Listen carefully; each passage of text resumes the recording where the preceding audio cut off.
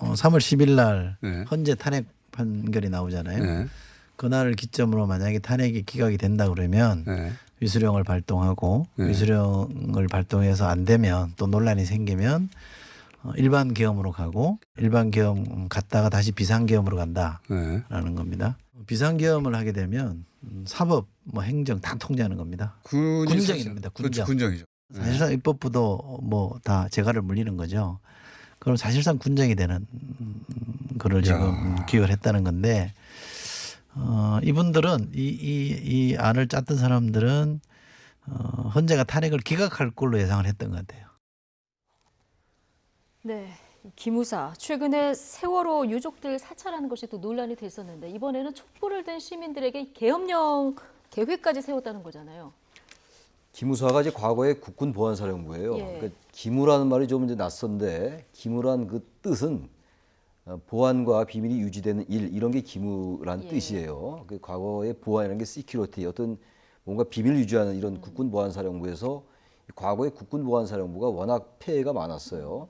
과거 1979년도에 예. 12.6 사태 이후에 박정희 전 대통령 암살된 다음에 그 당시에 전두환 전 대통령 그 당시에가 국군 보안사령관이었어요. 바로. 예. 그리고 그때 보안사령관이 이제 합동수사본부장 합수부장을 맡으면서 12.12 79년도 12.12 그 군사 쿠데타를 일으켰던 것이고 그런 다음에 이제 그 워낙 보안사의 이미지가 안 좋으니까 이름을 1991년도에 국군 기무사령부로 바꾼 거예요. 네. 더 연원을 거슬러 올라가면은 우리가 옛날에 방첩대, 뭐 특무대 이런 말씀 들어보셨죠? 그렇죠. 바로 그때 좀 그런 그 수사 정보기관들이 이 기무사령부의 원래 그 근원이거든요. 예. 근데 기무사가 이제 민주화 이후에도 여전히 그런 것들을 못 버린 거예요. 그래서 지금 말씀처럼 지난해죠. 지난해 3월에 그 헌법재판소에서 박근혜 전 대통령 파면이 이루어졌잖아요. 탄핵 예. 파면이.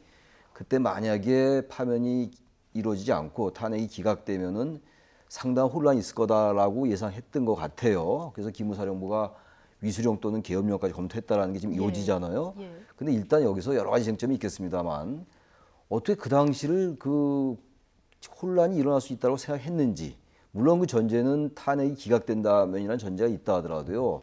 그때 촛불 집회가 이제 재작년 늦가을부터 작년 그 3월 예. 탄핵이 이루어질 때까지 계속 매주 열렸단 말이에요. 굉장히 예. 평화적인 집회다. 전 세계적으로 찬사가 이어졌었던 한 집회입니다. 건의 폭력도 없었는데 그걸 무슨 근거로 그렇게 국민들이 그야말로 폭도로 변할 거라고 예상했기에 위수령 계엄령까지 검토했던 거거든요. 이런 건 그야말로 문건에서 아는 거긴 합니다만 이루어지지 않았습니다만 정말 역사의 시계 바늘이 과거 70년대 유신 때로 돌아가는 게 아닌가라는 느낌이 들 정도예요. 위수령이라는 거는 과거 71년도에 7대 대통령 선거 이후에 김대중, 박정희가 싸웠던 게 7대 대통령 선거예요. 그 이후에 한번 발령된 적이 있고 1979년도에 김영삼 전 총재 제명되고 예. 부산 마산 일원에서 소요 사태가 있을 때 그때 위수령이 발동됐어요. 그러니까 위수령이라는 거는 지휘권을 군이 갖는 건 아니에요. 시도지사나 시장 군수가 이제 병력을 요청할 때 오는 것이긴 한데 일단 그런 모든 치안 유지나 이런 부분들을 그 자치단체장들과 협의해야 되는 거고 계엄령은 군이 바로 지휘권을 갖는 거예요. 예. 그러니까 이런 것들 이제 거의 모의라는 표현이 그때 적절한지 모르겠는데 이거를 상당한 구체적 수준까지 생각했던 것 같아요. 예. 단순히 법률적인 문건이 나온 거니까요. 그렇죠. 법률적 예. 차원의 검토를 넘는 것 같습니다. 일단 수준이. 그러니까요. 예. 일단 기무사 말씀하신 대로 네. 군사에 관한 예. 기밀 정보 수집 수사가 목적인 기관인데 참 다양한 일을 예. 한 이런 상황입니다. 그런데 이 문건에 보면요. 위수령이나 계엄령 이걸 어떤 절차를 거쳐서 선포할까 이걸 넘어가지고 구체적인 실행 계획까지 담겨 있습니다. 그러니까 어떤 장소에 어떤 부대를 투입한다 이런 실행 계획까지 지금 담겨 있거든요. 네, 굉장히 구체적입니다. 일단 그 기각한다면이라는 가정이 분명히 예. 뭐 적시돼 있고요. 기각을 했을 때 어떠한 혼란이 있을까도 이게 지금 적시가 돼 있습니다. 청와대에 만약 점거 시도가 있을 것이고 화염병 투척과 그다음에 일선 경찰서에 무기 탈취 시도가 있을 상황. 그래서 치안이 불안해지니까 그다음 말씀하셨듯이 위수령을 먼저 검토를 한다. 왜냐하면 계엄령은 국회 동의가 필요하거든요. 입법부의 예. 동의가 필요합니다. 그렇기 때문에 먼저 위수령을 하고 그다음에 악화되면 비상계엄까지 어떤 단계적으로 하고 그런데 보면 지금 말씀하신 게 굉장히 구체적이에요. 과격 시위가 예상되는 지역을 광화문 지역과 여의도 지역으로 나눠서 광화문 지역에는 3개 여단이면 진압할 수 있다. 그리고 여의도 지역에는 1개 여단이면 진압할 수 있다. 그리고 각각의 어떠한 부대를 배치하면 된다라는 그런 내용까지 있는 걸 보면 단순히 어떤 그런 그 예상하는 그런 정도의 어떤 계획안이라기보다는 실제로 실행 가능한 그런 문건이 아니었겠느냐라고 지금 추정해 볼 수가 있겠죠. 예. 그러니까 교수님 말씀하셨던 대로 평화 집회 상황에서 이게 폭동이 일어날 수 있다 이렇게 판단한 것 자체가 사실 국민들이 보기에는 좀 이해가 안 가는 이런 상황인데요. 박근혜 전 대통령 탄핵 당시에 추미애 더불어민주당 대표가 청와대가 계엄령까지 준비하고 있다 이런 발언을 해서 당시에 굉장히 논란이 된 일이 있었습니다.